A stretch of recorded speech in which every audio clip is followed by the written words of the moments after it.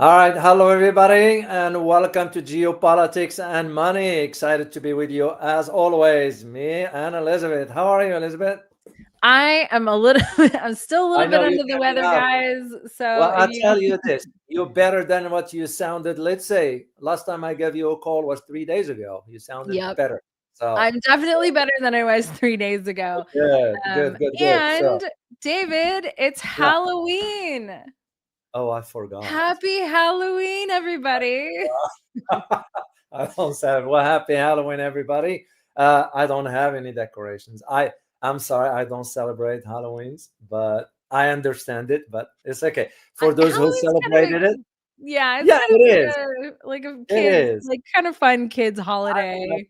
never get to it. But anyway, I wish everybody happy Halloween for those who celebrate it. So, all right. Well, we're gonna get in today in a really a good topic that we didn't want to do it yesterday. We wanted to, we don't rush. We don't do this kind of first to report this or that. We don't do this in these channels. As a matter of fact, in both channels, we don't do that. But we Mhm. wanted to wait till we see what came out of the meeting. Well, basically, what we're going to be Right. talking about today is the closed door talks that took place between President Donald Trump and the Chinese President Xi Jinping. And the talks were held in the Korean city of Busan. As a matter of fact, Mhm.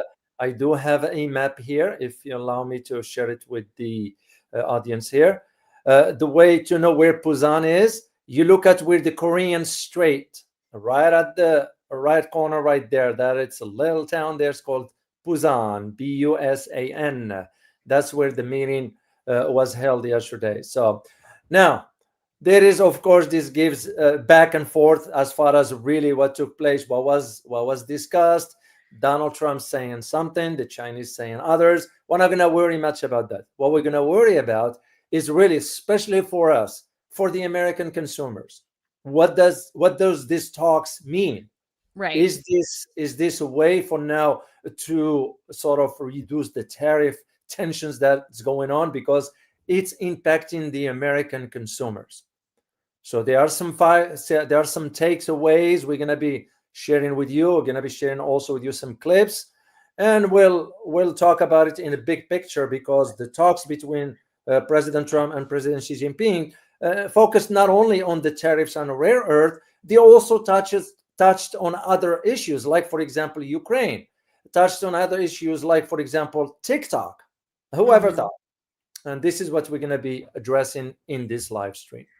So the first thing that I want to start out with is again, sorry guys, No I'm worries. still on the side of recovering from just like a flu, like some, Yeah. whatever crud that's going around.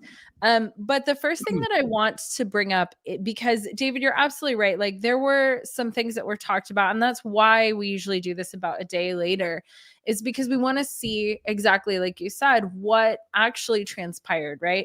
And in this circumstance, there wasn't a whole lot, and there was also a lot.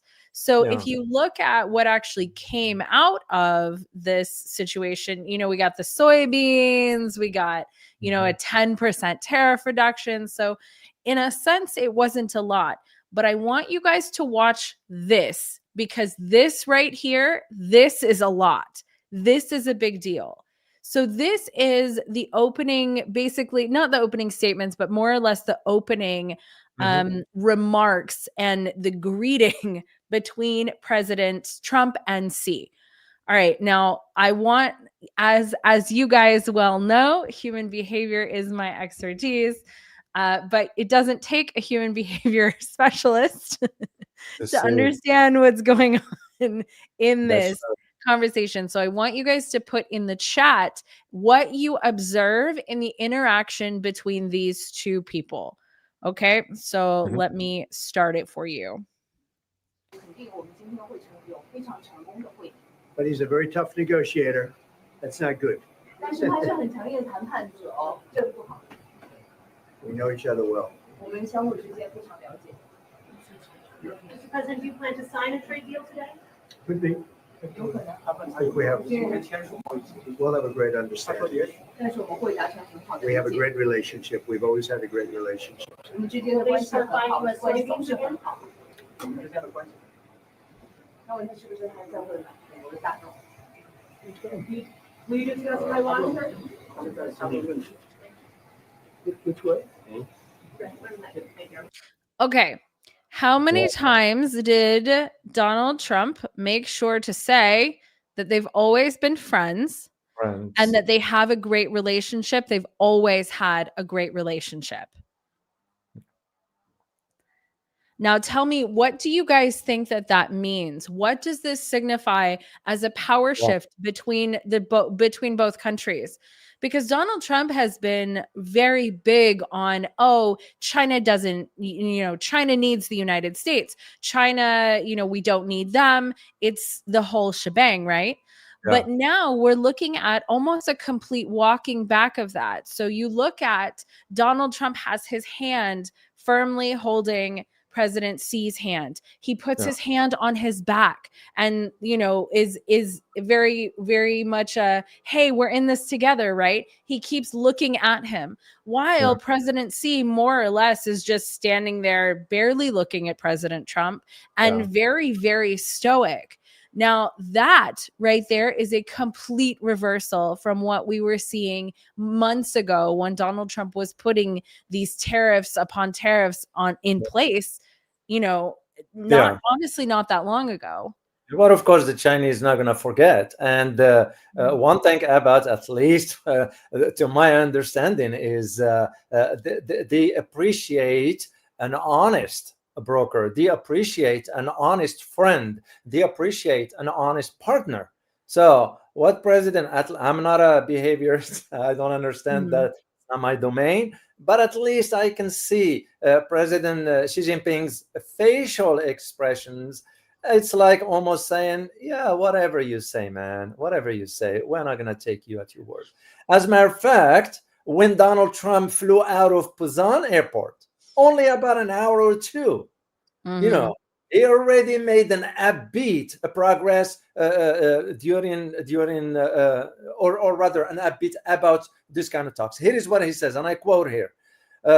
Discussed the outcome of the meeting, which he described, and I quote, and I put in quote, described it as a 12 on a scale of 1 to 10, in quote. Yeah. In addition, he added an outstanding group of decisions made. Well, wait a minute, man. Okay, let's just go with the argument that indeed those decisions made. Okay, are those decisions going to now impact the economic reality of the average American citizen? Well, and so that's the big question, right? So if you want to, David, we can sort of dive into so there's kind of a big discrepancy between the takeaways, and then you're right, Donald Trump on Truth Social, and then Secretary Scott Bessent also has, and we have that lovely clip, came and talked about, okay, well, so here are all of the wonderful, absolutely wonderful things that came out of this meeting versus sort of the reality, because nothing was signed. And although they're saying something could be signed as soon as next week, it is not in fact yet signed. And right there, it gives you the idea. This is why, first of all, this is why we don't like to rush into doing this kind of live shows immediately as the meetings take place, because things are going to become different. And the fact that nothing has been signed, it gives you an idea right there. That's to me makes perfect sense what you brought up. So because when Donald Trump's saying, and I quote here, we've come to a conclusion on many important points. Okay. Yes. What are they? That's to me, because I'll be honest, and I'm gonna, I'm straightforward. As an American, I want my American audience to understand the truth and the reality. Right. I don't buy what's coming out of the Donald Trump's mouth or what's coming out of the White House press releases. Right. For example, and I'll give you an example to the community.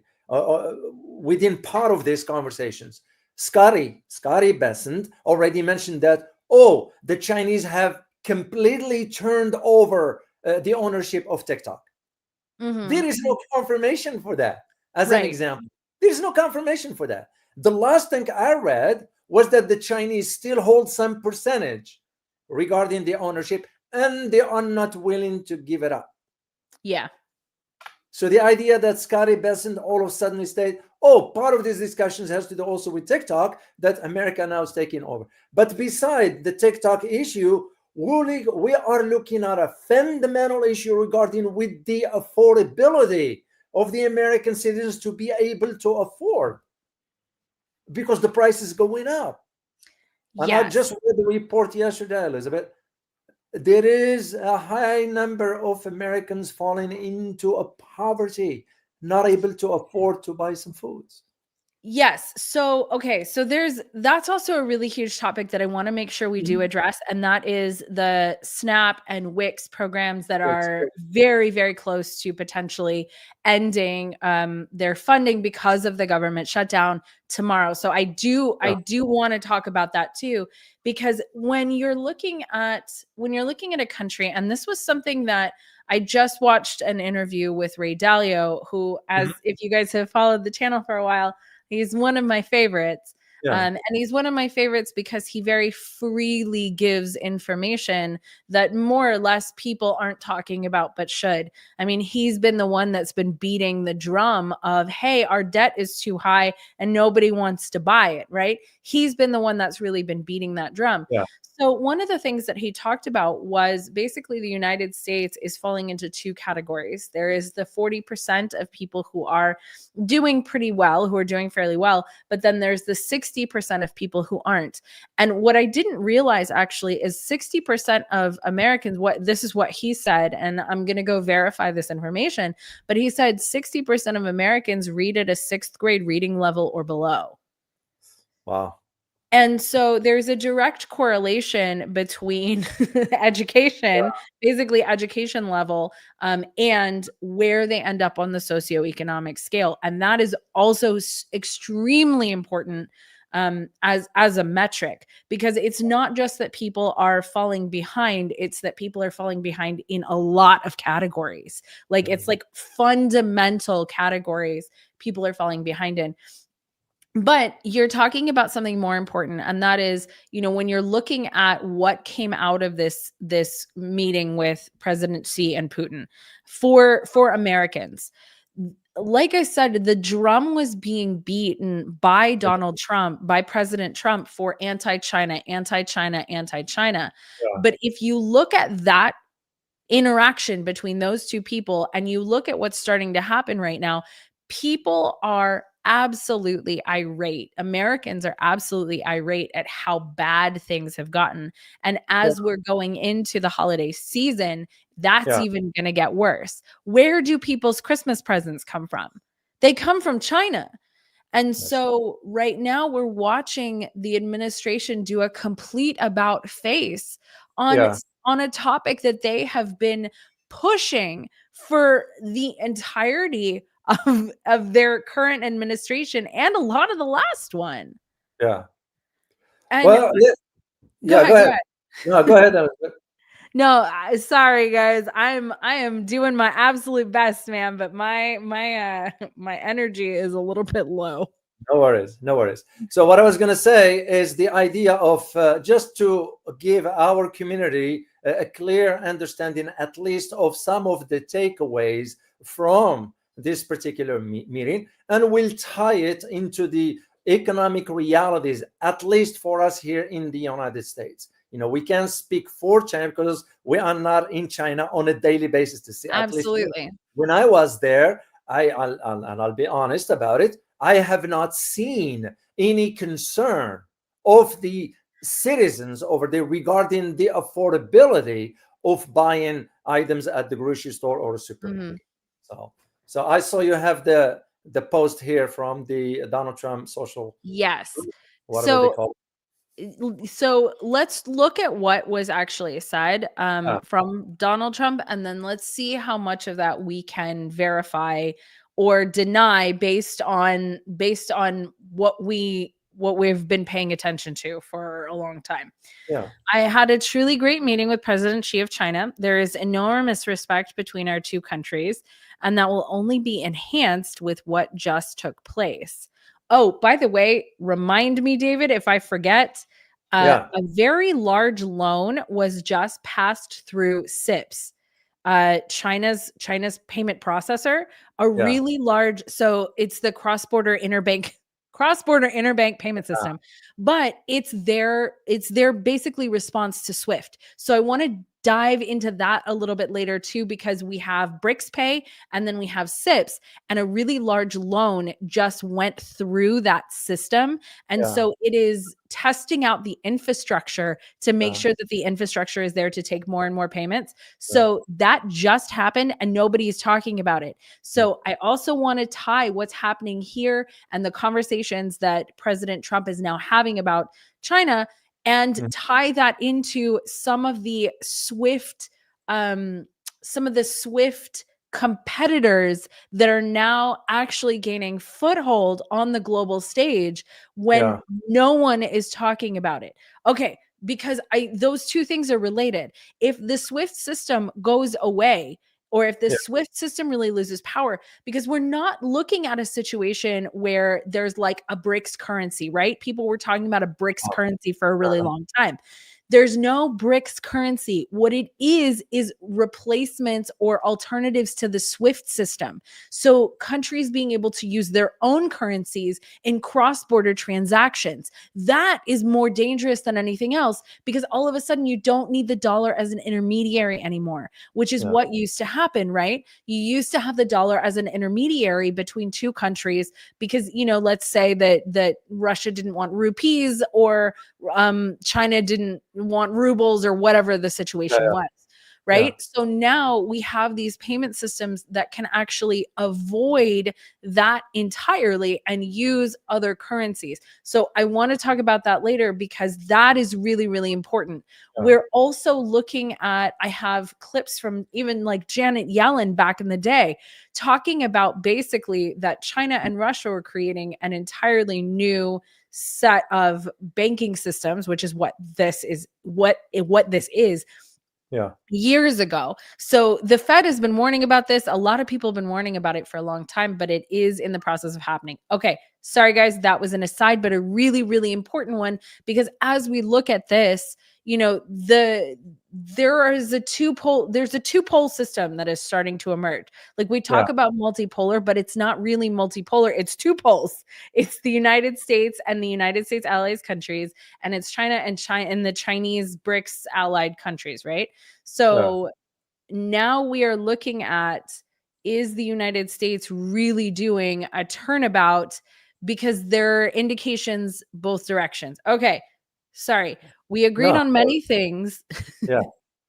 No, it's a good point, because here's the thing. What you just talked about, I was just informed 48 hours ago about a transaction that took place between China and, I believe, Indonesia, if I'm not mistaken, reusing this system. So I'm thinking probably what you're referring to also has to do with what Indonesia just did with China. Yes, it is actually South Africa. Okay, so there's more than one. Okay, because it was a transaction between China and Indonesia that they just did the exact thing you were talking about. I wasn't aware about the South Africa one, so that makes sense now. It makes sense. Well, and so so the one that I'm directly talking about is a $290 million one to South Africa. But what you're speaking to, David, is that infrastructure is up and moving. It's up and running. And the one issue with anything is, or there's two issues, right? The first is adoption. So how many countries, how many companies, how many people are going to use the alternative systems? The cross-border interbank payment system. I'm glad they used an acronym. I'm glad it's SIPS, because that's a mouthful, right? So adoption is a problem. And infrastructure, because that's what SWIFT is. SWIFT is infrastructure, and it's been adopted by, the rest of the world, right? The rest of the world uses SWIFT. So how do you get the rest of the world to change over to a different system? And unfortunately, United States sanctions, I think, have made that a necessity. So Yeah. there has to be another system because sanctions, the United States has sanctioned too many people. And I've done kind of a deep dive into, over the years, the Fed, friggin' Janet Yellen, who said Yeah. inflation was transitory for ages, which she knew it wasn't. Come on, Yeah. yeah, so this is something that is really coming into its own, and we're seeing as this is coming into its own, there's a narrative change. And I think this isn't the only reason, but there is a very, very strong narrative change here in this Truth Social post from Yeah. Donald Trump. And I think that the people who have been really following President Trump for a long time should take a look at this and be like, what? This is such a departure from what he had been saying about China for years and years. Yeah, because it's coming to the reality, it's coming to the forefront as to, for example, you look at the sentence where it says right there, I would like to thank President Xi for this. Additionally, China has agreed to continue the flow of rare earth, critical minerals, magnets, etc., openly and freely. End of quote. I don't think so. I don't think so that the Chinese just going to roll over because Mr. Trump said so. And this is, again, where we have to see what's been stated by Donald Trump versus what the facts on the ground. What makes us think that just because it was a meeting, all of a sudden the Chinese are going to say, sure, whatever you ask for, knowing that you and I know that China controls nearly all the mining and processing of rare earth. So that means I don't think this is going to happen overnight. Yes, they might come to an agreement. But again, I have to verify before I believe what Donald Trump is saying when he said, for example, and I quote, they are going to keep those flowing, meaning the Chinese did, under a 1-year agreement on supply. No, end of quote. Wait a minute. Why? Why all of a sudden they're going to agree to this? And second thing, we're going to have to think about, are the real fundamental issues have been addressed? You look at the tariffs, the percentage that is now impacting American consumers. I'm talking about Americans who are living paycheck to paycheck. As a matter of fact, one report that was released by Human Rights Watch, Human Rights Watch did a report about this here in the US. You know what they found? Tens of millions of Americans are at risk of starvation due to the suspension of a government program. It's 40 million people. It's 40 million people. 40 million. Some numbers puts it at 42. So you're absolutely correct. And this tells us an idea. That's, to me, more fundamental than Donald Trump talking about this rare earth stuff or whatever. Let's first of all find out if American citizens can afford to buy dinner. So a lot can and a lot can't. And I think the concern is that it's a very vastly growing number that can't. And why can't it? Right? So you're absolutely right. We're sitting here talking about rare earth minerals and all that, and that's really critically important. So don't get me wrong. But it is true that honestly, the most pressing issue I think we have facing our country right now is the fact that 40 million people may not be able to eat tomorrow. Now, that is not everyone. We have a large percent. I mean, we have a much bigger country than that. But when you have that percentage that cannot afford food, as in my opinion, food is a basic human right. Food, water, and shelter are basic human rights. The United States would disagree with me on that. It is one of the 2 countries in the entire world that disagreed that food is a human right. But that signals something very severe happening economically. You cannot have a healthy country when this percentage of its population cannot meet basic needs, cannot meet the basic needs of food, shelter, and housing, or food, shelter, and water.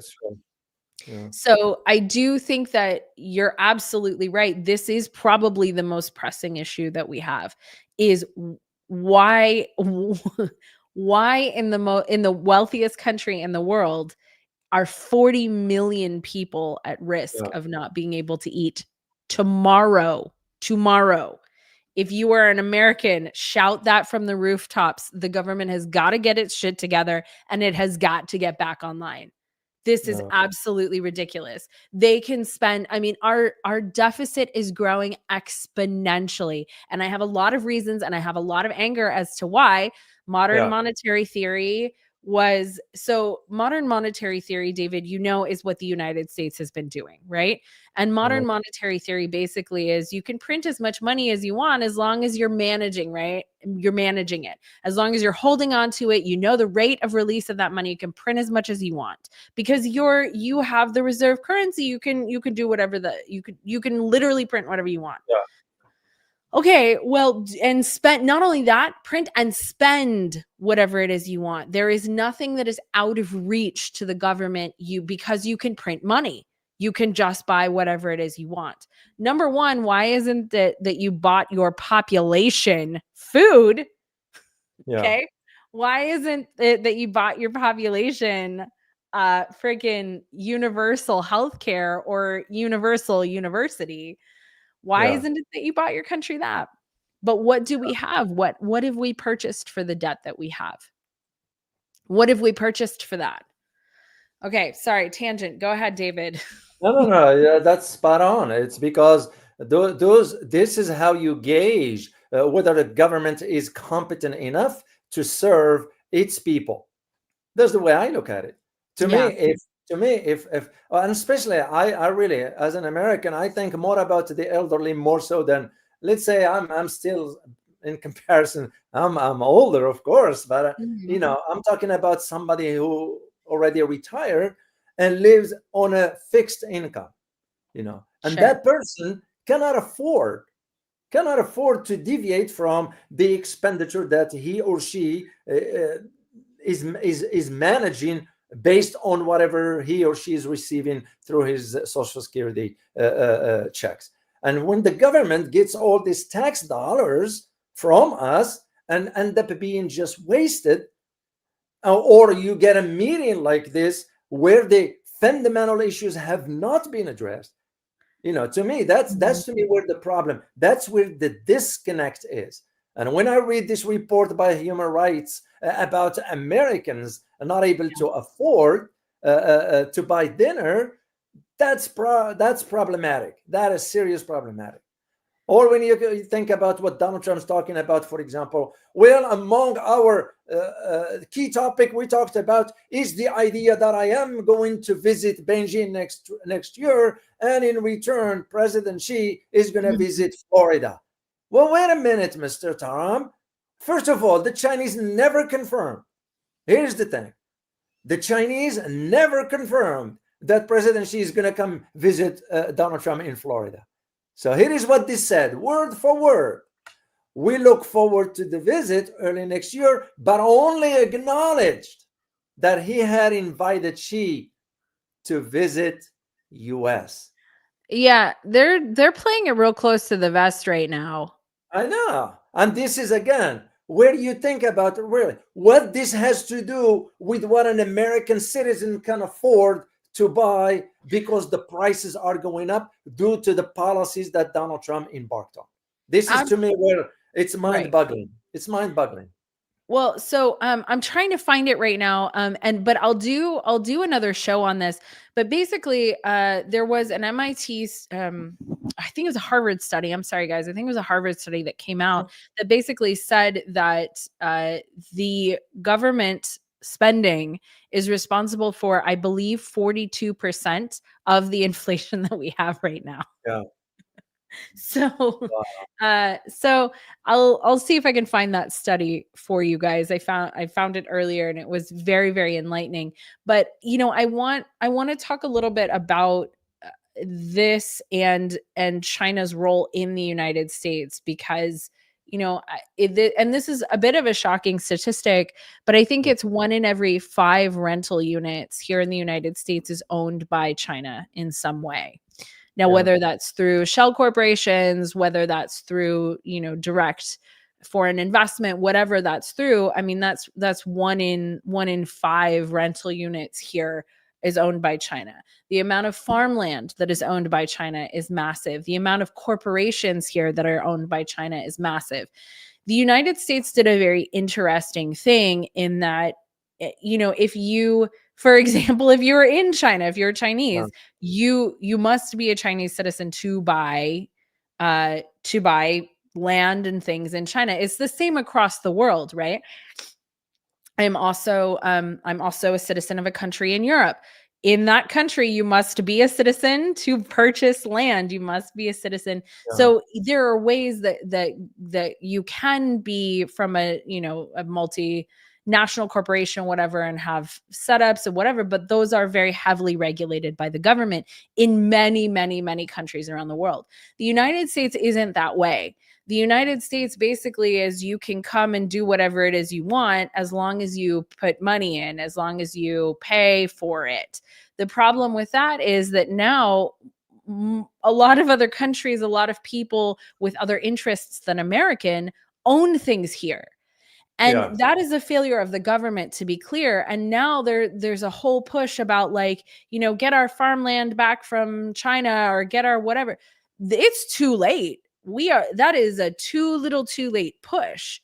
And so right now we're seeing on the other end, the United States has put itself in such a dire position that Donald Trump has to come out and say all of this stuff about how great our relationship with China is right now.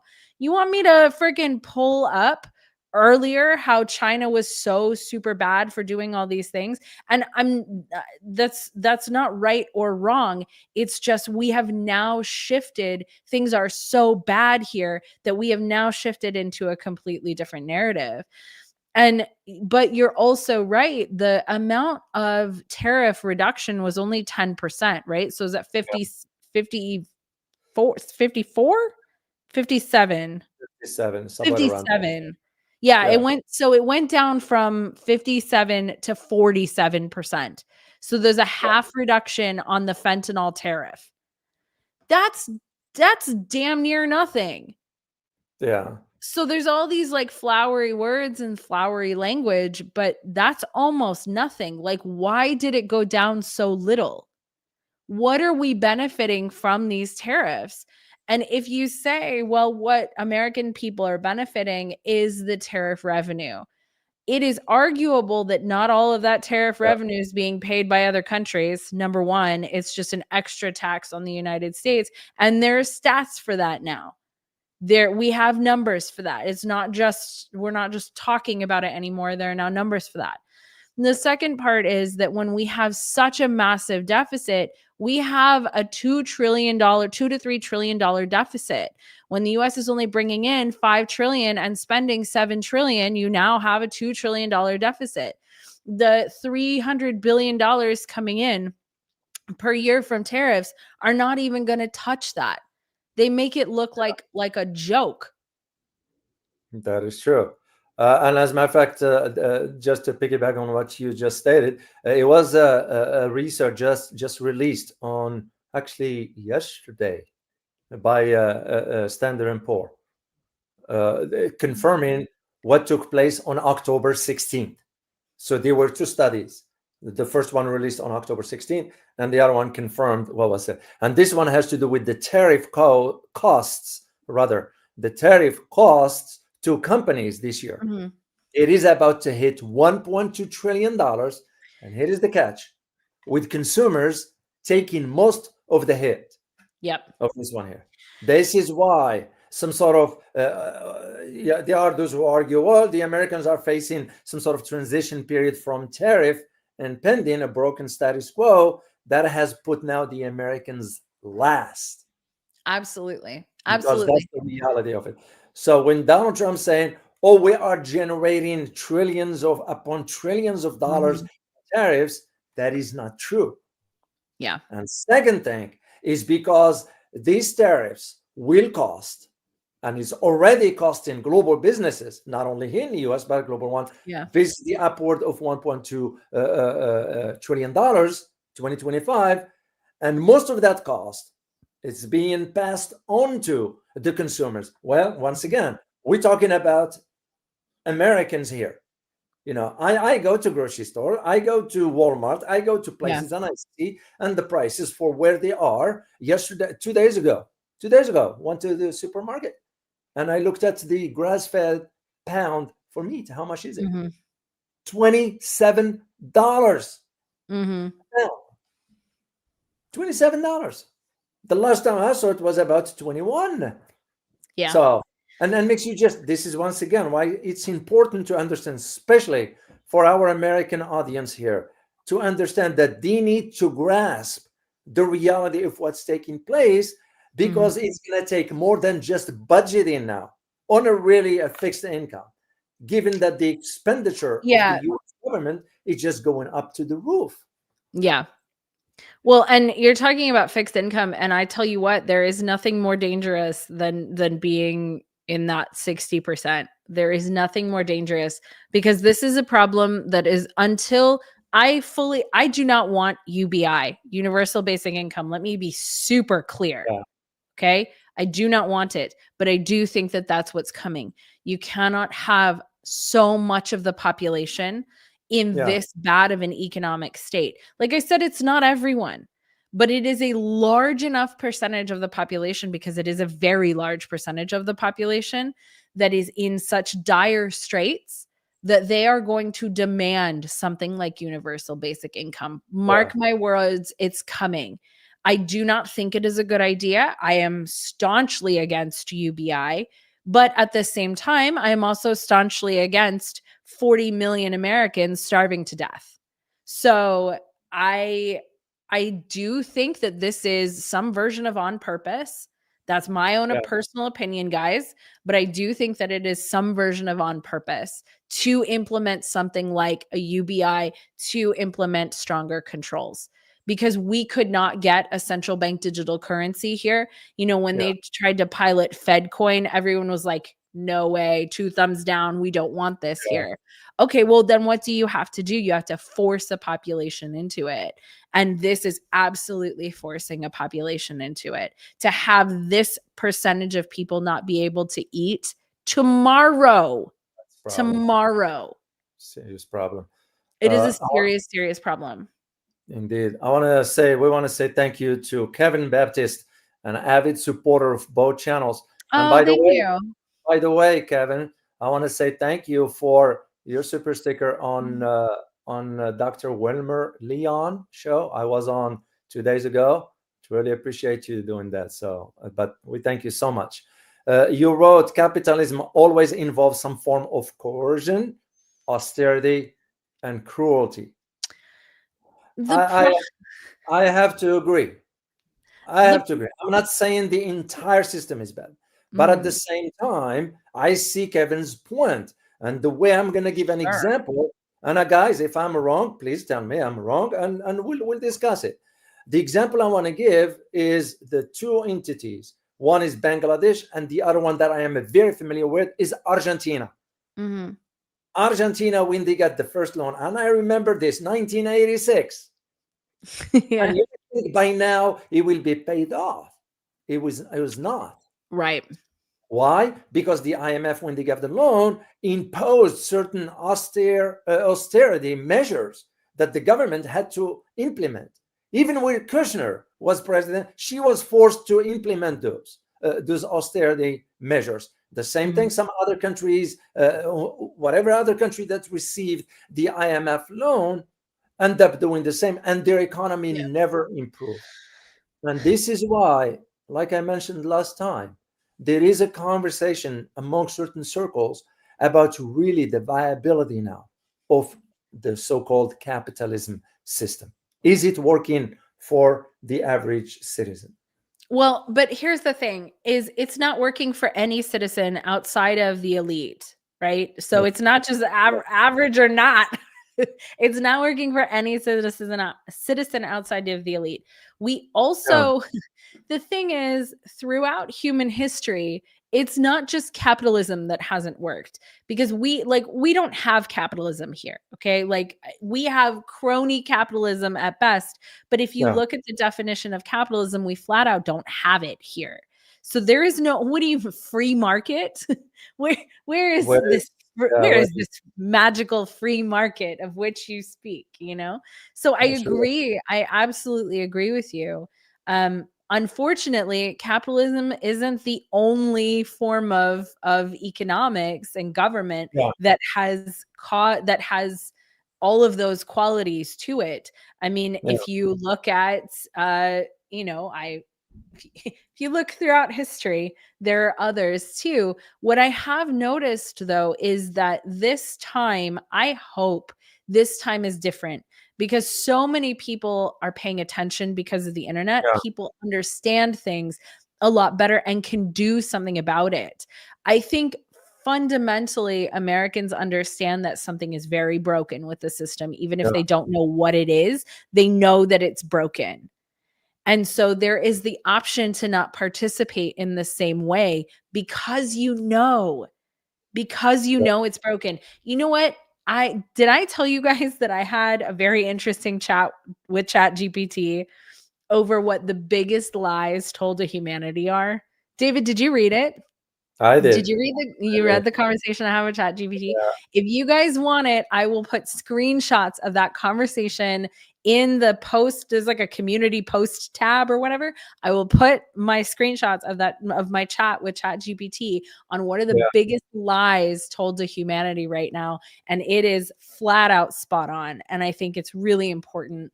And the number one thing that it said, the first biggest lie, was that we cannot change the system, is that people think the system we cannot change it. Yeah. And I think we absolutely can change it, and we must change it. And the two countries which are best poised to change it are China and the United States. And the United States is the one in the decline. So the United States is the best poised to change the system if it's gonna. Yeah. So funny about ChatGPT, and I'm gonna just mention this briefly.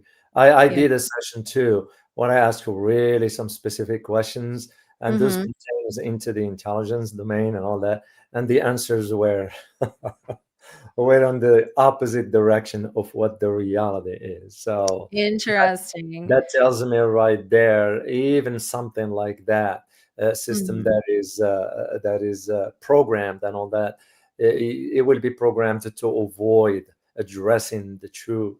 Oh, yeah.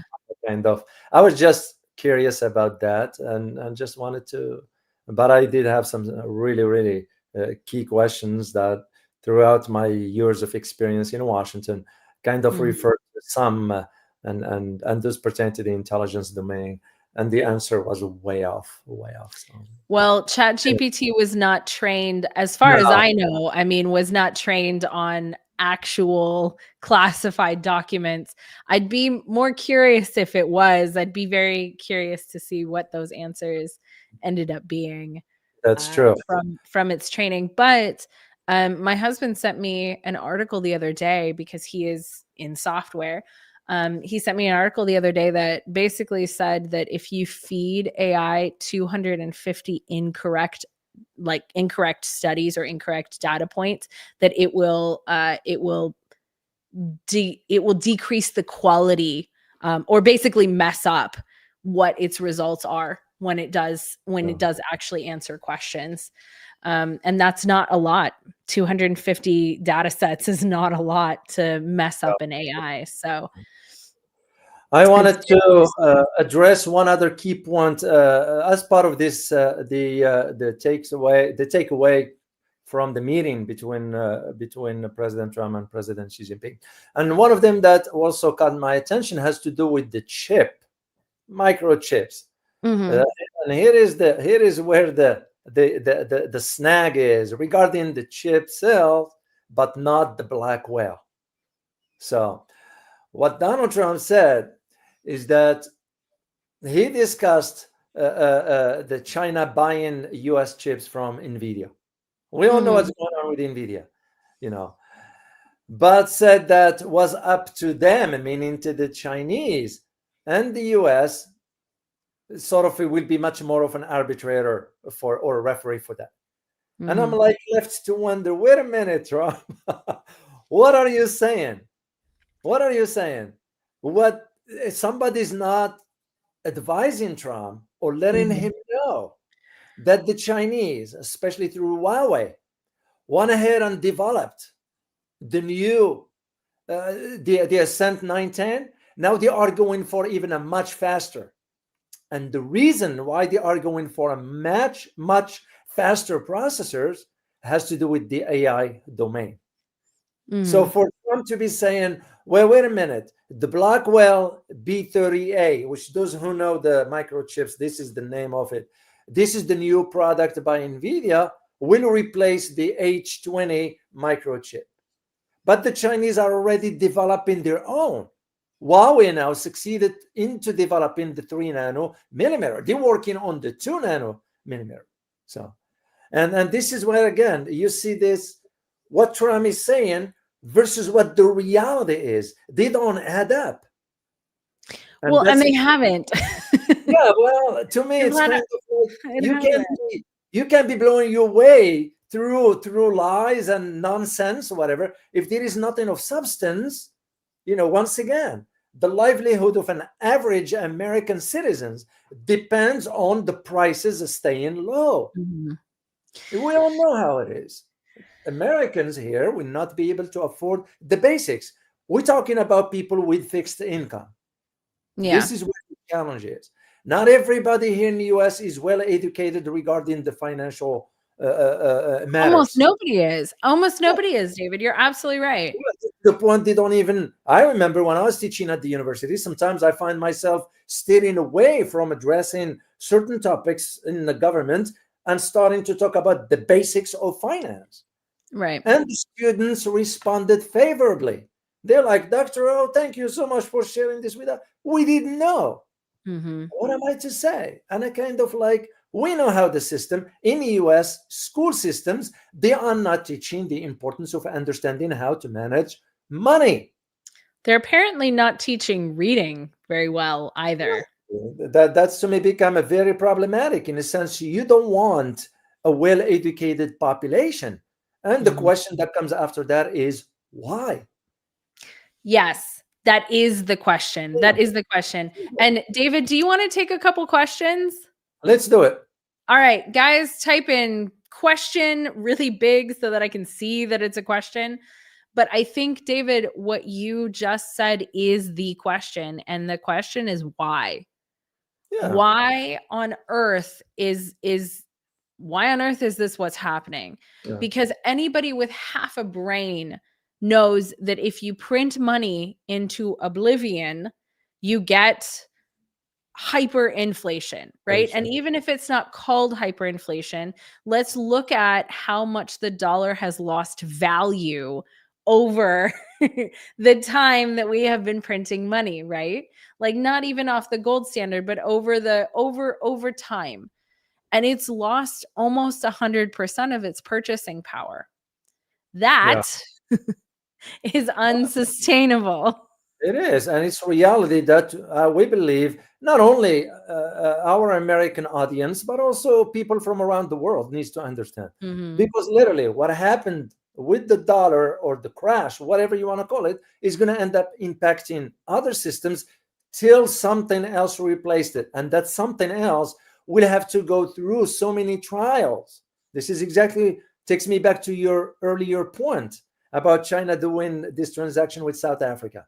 They are moving, and you can just see the ones, as I said, I was aware of. The last 48 hours has to do with Indonesia. They are moving into that direction. This is why when you put Donald Trump's trip to Asia, it's kind of what for? It's because those countries already know where they are going, except for, of course, Japan and South Korea, we on Philippines to a degree. But we're talking about the countries that Donald Trump went to. So, and it becomes the idea of, okay, when will it ever end? You can't be going like this forever. And I think somebody will have to spell out the truth to the American people to understand, because it's important.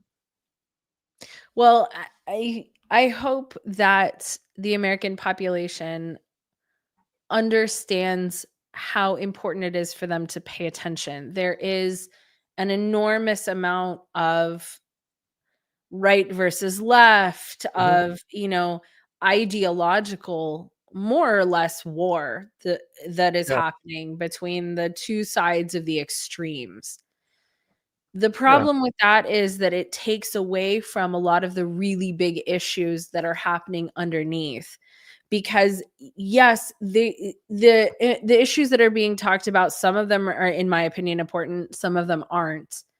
But I don't think very much is as important as our national debt. I don't think yeah, and the whole government shutdown is a like, oh, it's this party's fault, it's this party's fault, and it's because they can't get along, whatever. The big issue is that when money needed to perceive to be cut, they cut the average person. They cut the humans out of what they could, that they wanted to spare, right? They yeah, didn't cut defense budget. They didn't cut any of the peripheral budgets. They cut yeah, the humans. The Americans yeah, are who got cut. And that's what needs to be made very, very clear and very obvious to both sides, is that it's the humans that got cut. It's the yeah, actual people. If you think that the government is out there looking out for your best interest, man, look at this. Who's taking care of the people who are government workers right now, who can't work? Who are taking care of the people who are about to lose yeah, access to food? The government's not doing that. The government went for people first, right? yeah, It didn't cut spending in any real meaningful way. It cut out the people.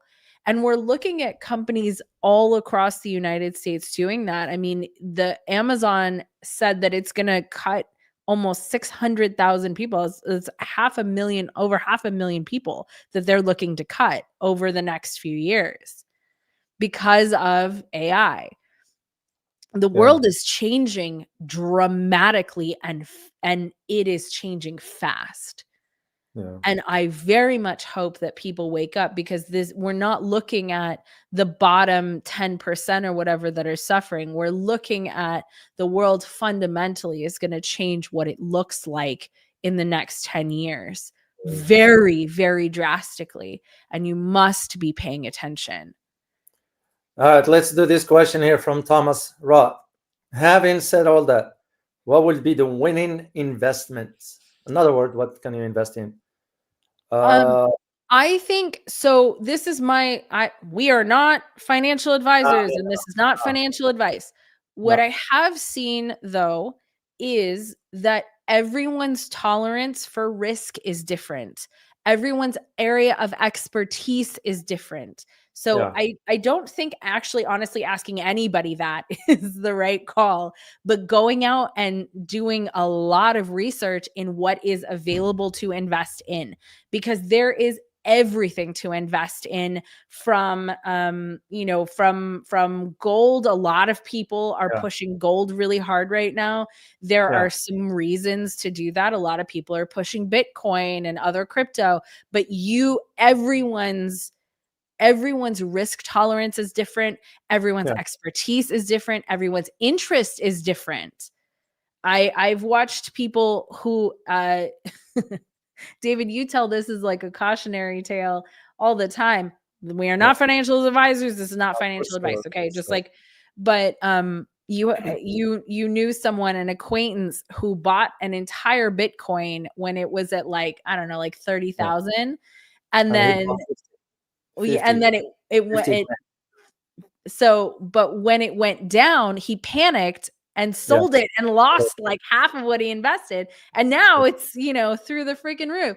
So you must appropriately assess your situation. yeah, And I think that's advice I can give, is appropriately assess your own situation yeah, accurately, assess your own situation really well, and yeah, figure out what fits into those parameters. yeah. So Like I said, I not can think, I can think of two things for me, but again, that's for me. That would be gold and precious metals. Yeah. That's for me the way I see it. It's because I will understand that the gold, because throughout its history, has always remained a store of value. And given that just what took place, the meeting of the Feds, the Federal Reserve, and they cut the interest rate, so the gold went up. But because the fluctuation of gold up and down, but at least is something it will always hold value. Precious metals is another. I remember the analysis, the sponsor video we did for the precious metal way back a few months ago, and that was for that reason, because they saw where things are and they reached out to us to ask for if we can do analysis for them as a sponsor video, and we agreed. Because again, precious metal is also one of those. As far as the currency, I won't want to invest in currency. Well, because some people do really well on the Forex. speculation of it, the People do speculation that. so bad. If you only know what Scott Besson himself was involved in the speculations for the currency, especially in Hong Kong way back. Yeah, he's a hedge fund guy.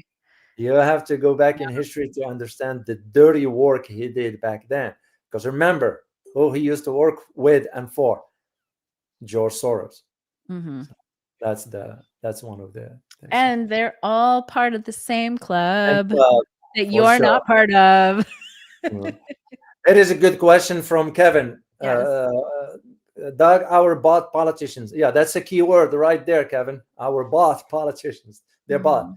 Do not challenge the government for their inconsistencies. What should the populace next step? Well, again, this is a very... you all know what my response will be, except I can't say it here, right? I can't say it. That's for sure. But a second... Go ahead. Well, hold on. The second thing that it will be, in my opinion, if I am a king for a day, what will be is the idea of, we're going to put a restriction onto the politicians. I don't care whether you served a month or you served 3 years or 5 years. You campaign on a certain agenda, okay? You get into the office. The welfare and the benefit of the constituents comes first, not your loyalty to the party, not your loyalty to the donors, it's to the citizen. And if that is not taking place, you will be removed. We won't wait till you serve your term. And that will apply to a president, that will apply to a federal judge, even in a Supreme Court. Why those knuckleheads are sitting on a bench for life? What for? I just don't believe in a life appointment. No, that's crazy. That doesn't make any sense. So that applies to them as well. You start with that first. The second thing is you have to have an educated population. You can do all this, and if the population is not well informed, they don't understand the basics of the operations of a government. They don't understand the basics of finance. We're talking about just expenditure versus, just how to read the ledger, how to read sort of the, what we call it, a spreadsheet to understand what everything is. If you don't understand these basics, how would you understand the complexity? And the government is a complex matter. You start with this, then we'll see where things. But one thing that I know for sure right now is that there is this conversation about the viability of literally capitalism. Is it as good as it claimed to be? Well, we don't have it, so I don't know. I don't know if we can speak to whether capitalism is good or not, because we don't have it. We have cronyism, we have oligarchy, we have elites in control of everything. That's not the same as what capitalism was supposed to be. But I have I have a similar take. Yeah. And that is that, like, succeed. You succeed. You go and be uncontrollable in life. The ways that humans are easy to control is when they're distracted. Like, if you notice with the Epstein stuff, people didn't forget. People didn't forget about that when Trump came into the presidency. No matter what, people have remained steady. Like, we want to know. And so that only has life as long as you don't let it go. The moment you let the government just kind of get away with like, oh, well, we're just, I don't know, it's not real, whatever. Yeah. And I'm not just saying this about the Epstein stuff. I'm saying this about everything. The moment you choose to, buy something you don't believe in, for example, like if you believe that we should have healthy food, then go make those choices. Build the world that you want. Keep people keep the conversations alive that are important to you, because you can't have all conversations, right? You can't die on every hill, but you can pick the hills that matter the most to you. You can pick the hill and go climb it. Yeah.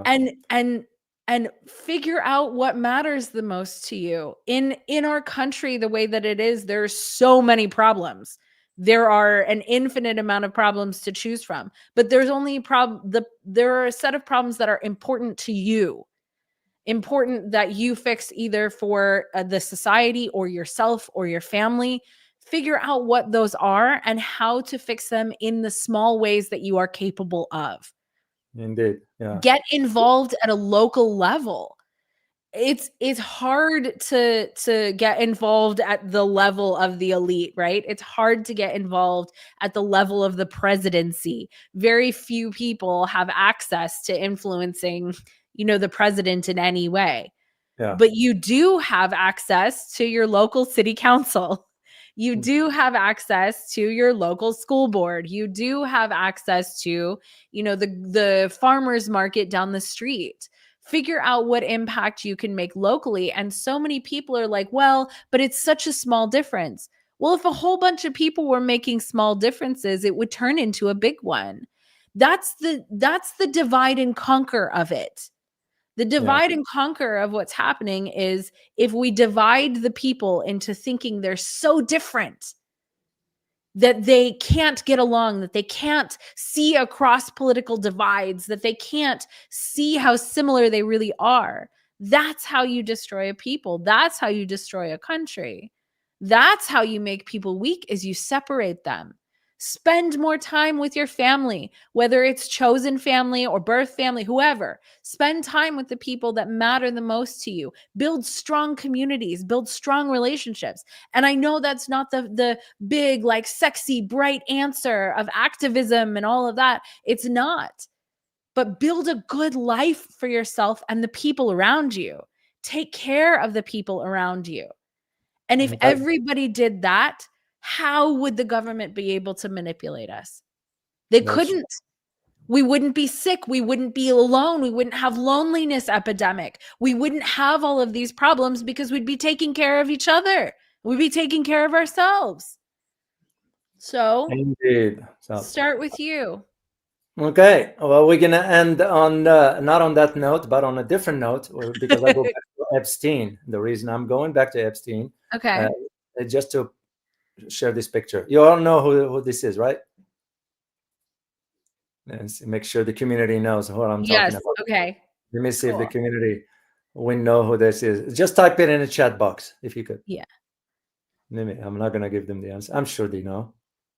Let me see. It takes a while to show up for the answers. I know it does. Well, is okay. that normal? Is that What? normal?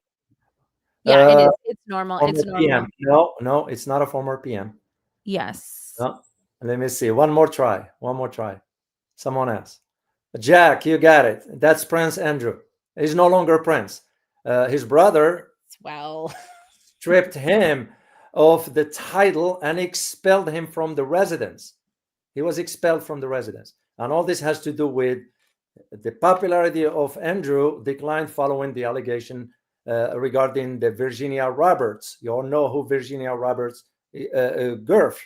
She was on the list as the victim. David, can you take his gross face off of here? I will, of course. Thank you. And they took them out. So he decided to move him out of the balance altogether and strip him of the titles, just to go back to that Epstein. But what you stated is exactly correct as far as people taking action, people getting involved into this, and spot on. I'm not going to add anything more to this. Well, and don't let it go. Of The course. world is so full of distractions. It's so full of distractions. There's so many things to pull you away from what matters, and that's on purpose. So figure out what matters to you. You know, Indeed. I had I'm back when I was dating, which thankfully was a while ago.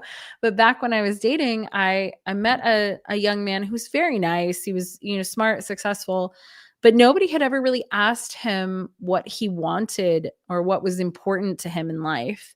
Yeah. And I'm asking you, because you are here with us, what do you want out of your own life? What is important to you in your life? Not what somebody else told you is important, not what your family said is important, or your parents or your friends, but what is important to you? Because that's what matters. And focus on that instead of the noise of everybody else. Find that place inside yourself. Indeed. All right, guys. Well, we hope you enjoyed this, and we'll close it with this from Kevin. Here is what he wrote. Both of us. So thank you, Kevin. I appreciate you. We appreciate you guys. Please, if this is your first time here, please make sure to subscribe and hit the like button. And we look forward to seeing you next time. All right, guys. Have a safe weekend and see you next week. Bye-bye.